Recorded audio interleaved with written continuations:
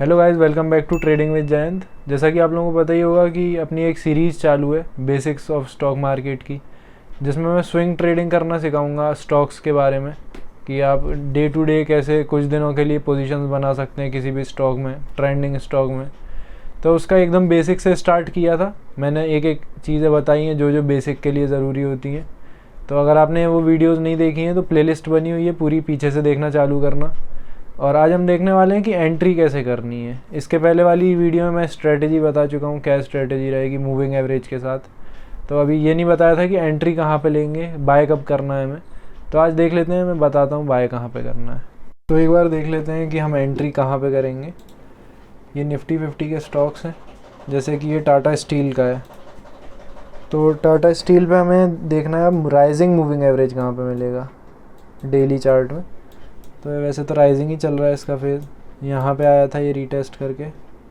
एक बार ये back testing बोलते हैं इसे, बैक टेस्ट करेंगे हम अच्छे से जो भी एंट्री करेंगे उसकी।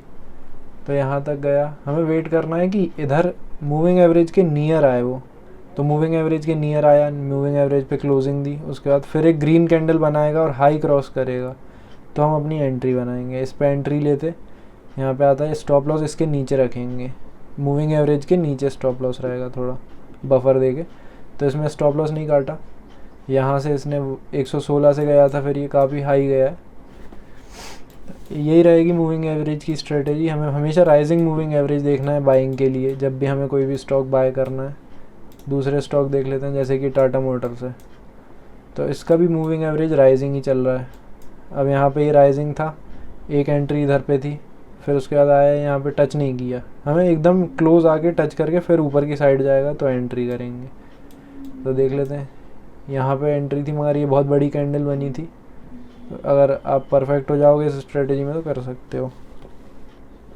और जैसे कि यहाँ पे हमें हमेशा वेट करना है, भले वो कितना भी ऊपर जाता रहे, हमारी स्ट्रेटजी के हिसाब से एकदम मूविंग एवरेज के नियर आएगा, उस पर टच करके या उसके क्लोज आके फिर से ऊपर की साइड मूव देगा तो हम बाय करेंगे।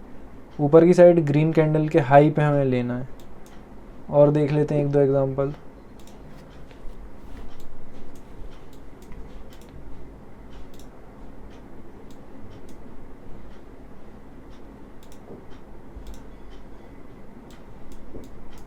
जैसे कि ये रिलायंस में ये मूविंग एवरेज है, यहाँ पे चलते रहा मूविंग एवरेज के एकदम क्लोज आके इसने एक ग्रीन कैंडल बनाई, डोजी रेड बनाई, उसके बाद ग्रीन भी डोजी बनाई, उसने हाई ब्रेक किया, तो हाई पे हम एंट्री लेंगे। उसके बाद अच्छा खासा टारगेट देखने को मिला है इसमें। और जहाँ पे क्लोजिंग ये नीचे, ये स्टॉप लॉस की हम बाद में डिस्कस करेंगे अगली वीडियो में, अभी सिर्फ एंट्री का डिस्कस कर रहे हैं। जैसे पावर ग्रिड है, एकदम आया, एकदम मूविंग एवरेज पे टच हो गए, फिर इसने अप साइड मूव किया, तो यहाँ पे परफेक्ट एंट्री थी ये। ऐसी एंट्री को बिना सोचे हमें लेना है स्टॉप लॉस के साथ। स्टॉप लॉस अगली वीडियो में डिस्कस करेंगे। स्ट्रेटेजी तो और भी आती है मुझे, लेकिन मैं ये बता रहा हूँ क्योंकि मैंने इस पर बहुत अच्छे से वर्क किया हुआ है और मुझे इसकी एक्यूरेसी पसंद है। स्ट्रेटेजी तो सारी ठीक रहती है, मेन आपको रिस्क मैनेजमेंट, मनी मैनेजमेंट पे वर्क करना रहेगा। ये स्ट्रेटेजी मुझे अच्छी एक्यूरेसी की लगी, इसलिए मैं बता रहा हूँ ये बेसिक के लिए। और एक दो एग्जांपल देख लेते हैं, अच्छे से क्लियर हो जाएगा। निफ्टी 50 के ट्राई करना, निफ्टी 500 के भी कर सकते हो अगर आपको ज़्यादा और देखना है स्टॉक्स। जितना स्टॉक देखोगे उतना अच्छा रहेगा। ये जैसे राइजिंग चल रहा है अभी, और रिसेंट में देख लेते हैं कि अभी किस में ये फॉर्म हो रहा है। तो देखा जाए तो ये टाटा मोटर्स में अभी 2 दिन पहले यहाँ पे आया, मूविंग एवरेज पे यहाँ पे एकदम टच किया, क्लोजिंग देके फिर ऊपर चला गया, और अब ये ब्रेकआउट के नियर है। ये ब्रेकआउट भी सक्सेसफुल ही होगा जहाँ तक है।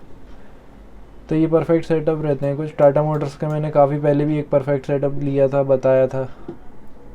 तो बस इस हिसाब से इसे मैनेज करना है, स्ट्रेटजी तो यही है। तो बस हमें यही याद रखना है कि जब जैसे बाय करेंगे किसी भी स्टॉक को, तो मूविंग एवरेज अप ट्रेंड में होना चाहिए, बस मेन यही है। बाकी आप पूरी वीडियो देख सकते हैं स्ट्रेटजी के लिए। तो अब मिलते हैं नेक्स्ट वीडियो में, पूरी प्लेलिस्ट कंप्लीट करेंगे, एक बार अच्छे से देखना, सब कुछ क्लियर हो जाएगा।